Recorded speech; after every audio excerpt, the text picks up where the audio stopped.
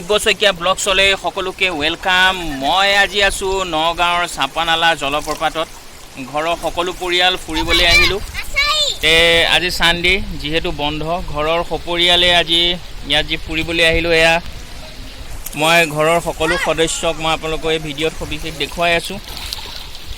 যিটো ইয়াৰ জলপ্ৰপাতৰ পৰিৱেশ আপোনাৰ দেখুৱাই আছো। চাওক এইটো কি ধুনীয়াকৈ এখন সৰু নিজৰা গৈ আছে, জুৰি টাইপৰ। এপিনে চাৰিওপিনে জংঘল।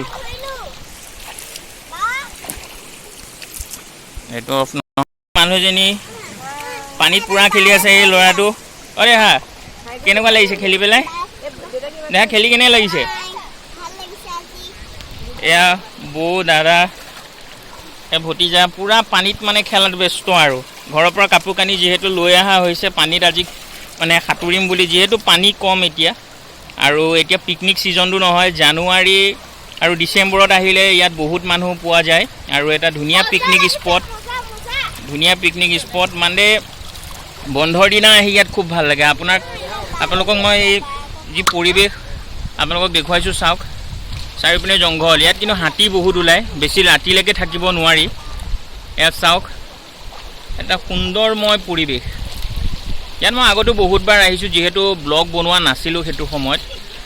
এবাৰ আহি পেলাই বোলো ভাবিলোঁ মোৰ যিসকল ফ্ৰেণ্ড আছে তেওঁলোকক এই ভিডিঅ' যোগেদি মই ইয়াৰ যি পৰিৱেশ, মধুময় পৰিৱেশ, সেয়া আপোনালোকক দেখুৱাওঁ। যিহেতু ওপৰলৈ যাব নোৱাৰি, কিয়কি ওপৰলৈ যাব নোৱাৰা কাৰণটো হৈ গৈছে এইপিনেদি ওপৰলৈ যাব লাগে। এইটো তলেদি, এইটো তলকুণ্ড, এইটো ওপৰৰ কুণ্ড। এটা চাইডে ওপৰেদি যাব পাৰি, এইপিনে এনেকৈ জংঘলৰ মাজেদি ওপৰেদি গৈ গৈ এইপিনে তলেদি আহিব লাগে। এইপিনে যাওঁতে মোটামুটি আধা ঘণ্টা 1 ঘণ্টা সময় লাগি যায়। কিন্তু এতিয়া যাব নোৱাৰা কাৰণটো হৈ গৈছে কিয়কি হাতী ওলাব পাৰে ওপৰত। যিহেতু এতিয়া কোনো প্ৰটেকশ্যন নাই ওপৰত। যেতিয়া আমাৰ সৰস্বতী পূজা হয়, সৰস্বতী পূজাৰ পিছদিনা বা তাৰ পিছদিনা ইয়াত মেলা হয়, সেই মেলাত আহিলে ওপৰেদি যাব পৰা যায়। তেতিয়া খুব মানুহ ভিৰ এটা সমাগম হয়। খুব এটা মধুৰ পৰিৱেশ আপোনালোকক দেখুৱাইছোঁ, চাওক।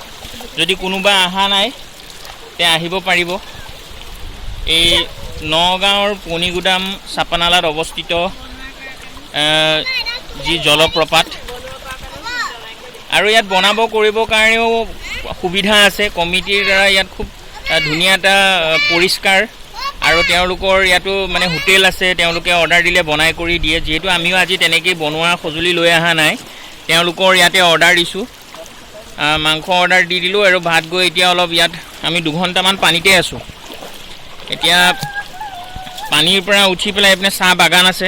মই যদি সময় পাওঁ আপোনালোকক সেই বাগানৰ দৃশ্যও দেখুৱাবলৈ চেষ্টা কৰিম। চাওকচোন কি ধুনীয়া এটা পৰিৱেশ, কি মজা লাগিছে মানে একদম মানে ফুল এনজয়। মোটামুটি পানীত মই 3 ঘণ্টামান থাকিলোৱেই, পানীতে আছোঁ। হয়নে দেহা?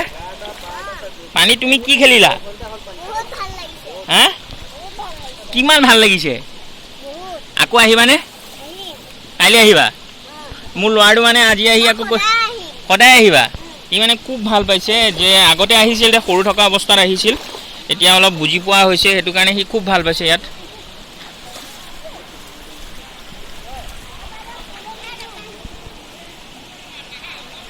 মই আপোনালোকক এই ভিডিঅ'ত সম্পূৰ্ণ দৃশ্য দেখুৱাইছোঁ। মোৰ মানে খুব ভাল লাগে ইয়াত। আপোনালোকৰ গা ধোৱা হওক বা বাগানত ফটো চটো উঠা হওক।